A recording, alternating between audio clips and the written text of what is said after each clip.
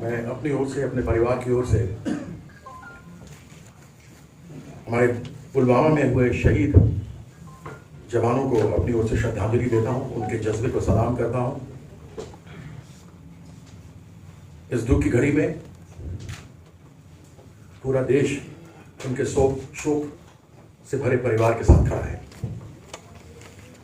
मैं तो केवल प्रधानमंत्री जी को एक उनका वक्तव्य याद दिलाना चाहता हूं। मैं सम्मान करता हूं उनका। उन्होंने कहा था, एक सर के बदले 10 सर लेकर आऊंगा। मैं देश की आन बान शान मान मर्यादा के लिए क्रिकेट खेला। मेरे लिए देश से बढ़कर कुछ नहीं है। मैं केवल उनको यह याद दिलाना चाहता हूं कि वह एक के बदले एक भी सर अगर ले आए हो तो कृपया जरूर बताएं।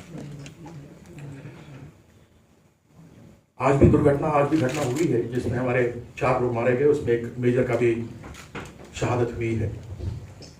उस विषय पर आदरणीय शक्ति सिंह जी कह चुके हैं। मैं आज अपनी ज्वाइनिंग पर बात रखना चाहता हूं। मैं 26 साल से मैंने निस्वार्थ सेवा की भारतीय जनता पार्टी की, लेकिन पिछले कुछ वर्षों से जब से सरकार बनी है तब से मुखौटे के पीछे असली चेहरा सामने नजर आना शुरू हो गया। और उस समय मुझे अफसोस हुआ जब मैंने जुमले सुने, मैंने भ्रष्टाचार देखा, तब मेरे दिल में आया कि मेरे पिताजी जो इस 24 अकबर रोड से जिन्होंने अपने राजनीतिक जीवन शुरू की थी, जिनको कि जवाहरलाल नेहरू जी ने व्यक्तिगत रूप से पहली बार 1952 में संसद बनाया था जब वो केवल 26 साल के थे, मेरे दिल में ये बात आई कि मैं भी जाकर वहां सेवा करूं और घर वापसी करूं। और हमने घर वापसी की है। कांग्रेस ने सबसे पुरानी पार्टी है, देश की आजादी की लड़ाई लड़ी, देश की एकता और अखंडता के लिए आगे बढ़ते रहे, जिसने जातिवाद में विश्वास नहीं किया, जिसने देश को तोड़ने में विश्वास नहीं किया।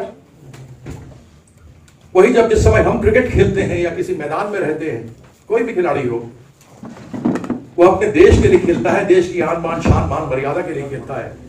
उसी प्रकार से कांग्रेस पार्टी ने देश की आन बान शान मान मर्यादा के लिए काम किया। और मेरे लिए सौभाग्य की बात है कि आज हमारे नौजवान कर्मठ ऊर्जावान राष्ट्रीय अध्यक्ष श्री राहुल गांधी जी ने मुझे यह पटका दिया, अपने हाथों से पहनाया।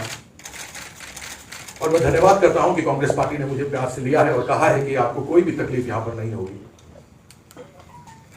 मैंने पिछले 5 सालों में केवल जुमले सुने। मेरे पास सरकारी दस्तावेज 400 कागज थे, और सरकारी कागज थे। एक निजी संस्था थी, Delhi and district cricket association, जिसके अध्यक्ष अभी के वर्तमान में वित्त मंत्री श्री अरुण जेटली जी थे, जिसका पार्टी से कोई लेना देना नहीं था, जिसका सरकार से कोई लेना देना नहीं था, जिसके बारे में मैं पिछले 15 से 20 सालों से उसके भ्रष्टाचार, 400 करोड़ रुपए के भ्रष्टाचार के बारे में बात कर रहा था। मुझे दुख हुआ कि पार्टी में मेरी बात नहीं सुनी गई। प्रधानमंत्री जी ने कहा था, बड़ी प्रसन्नता हुई थी मुझे जब उन्होंने कहा था, ना खाऊंगा ना खाने दूंगा। जो भारतीय जनता पार्टी अपने आप को विश्व की सबसे बड़ी पार्टी कहती है, जो भ्रष्टाचार के विरुद्ध लड़ने की बातें करती थी, उसके सामने जब सरकारी दस्तावेज मैंने पेश किए तो मेरे पीठ में छुरा भोंका गया। कैसा सिला दिया तूने मेरे प्यार का, यार नहीं लूट लिया घर यार का। और मैं तभी उस वक्त समझ गया कि और जुमलों की तरह है, न खाऊंगा न खाने दूंगा भी ये जुमला है। जिस प्रकार का व्यवहार मुझ पर किया गया, मैं गांव देहात जाता हूं तो लोग पूछते हैं कि काला धन कहां गया, 15-15 लाख जो हमारे अकाउंट में आने थे वो कहां गए। क्या जवाब दूं? जब पढ़े लिखे मुझसे पूछते हैं कि 2 करोड़ नौकरियां कहां गई जो साल में मिलनी थी, तो उनको मैं क्या जवाब दूं? मिथिलांचल उत्तर बिहार की जो उपेक्षा की गई, स्मार्ट सिटी में एक भी सिटी नहीं लिया गया, जो गंगा स्वच्छ हो जाएगी, ना मैं आया हूं ना गया हूं, मुझे गंगा मैया ने बुलाया है, आज उसका क्या हुआ? Stand up India, startup India, नाम सुने हमने लेकिन केवल घपले हुए। मुझे आज भी याद है जिस समय उन्होंने कहा था, मैं अगर 100 दिन में सरकार बनने के बाद काला धन नहीं लेकर के आया तो 100 दिन में आप मुझे चौक पर खड़ा करके कुछ भी करना। आज 5 साल पूरे हो चुके हैं।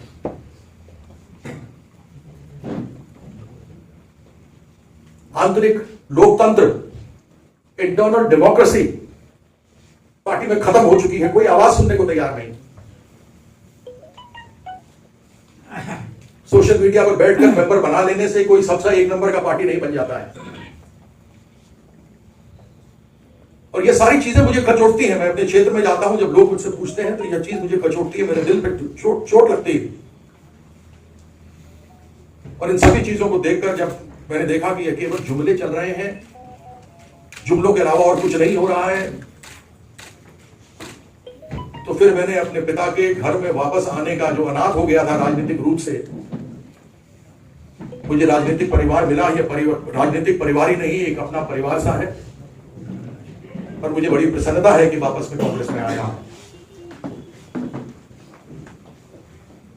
मैं और अधिक इसके तो नहीं कहूंगा, लेकिन रफाल एक मुद्दा है जिसके बारे में अनेकों बार यहां तक कि भारतीय जनता पार्टी के सांसद भी इस पर शंका करते हैं कि रफाल के अंदर बहुत बड़ा घोटाला हुआ है।